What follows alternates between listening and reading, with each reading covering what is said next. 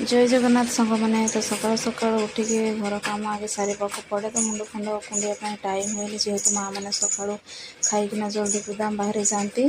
तो देखो आज मुझे लेउटिया शाग भाजी तो आलू बैगण को काटिकी मुझे प्रथम हल्का सिझे दूसरी जेहेतु शागटा जल्दी सिझे देवी आलू बैगण सिझला शाग को देना देखो मोर शाग सिझिकी रेडी हो गला काढ़ीदेली माकड़ आसी जेहेतु माकड़ को देखा आम सब पलि बाबू तो माकड़ देखिले ही बहुत ही डरे सी तो डरिकिना बड़ माँ को बहुत जोर से झाबुड़ी भी धरला बड़ माँ तक बार बार माकड़ पाखक नहीं जाऊला कि से बड़ माँ को झाबुड़ी धरी बहुत ही डरुला माकड़ को देखिले से माकड़ आम घर उपर आसिक सब फटई देती। तो एपटे देखो पियाज आ कंचा लंका मु काटिकी रेडी कर तेल पकईकी कड़े पियाज आ कंचा लंका देकिना नाड़ी देली पियाज टी हल्का रेड हो गला सिझेक रखी शाग को देदेली एपटे सेपट नाड़ी देकिना मोर शाग सिझिकी रेडी हो गला। देखो शाग भजा बहुत ही टेस्टी देखा जाउची।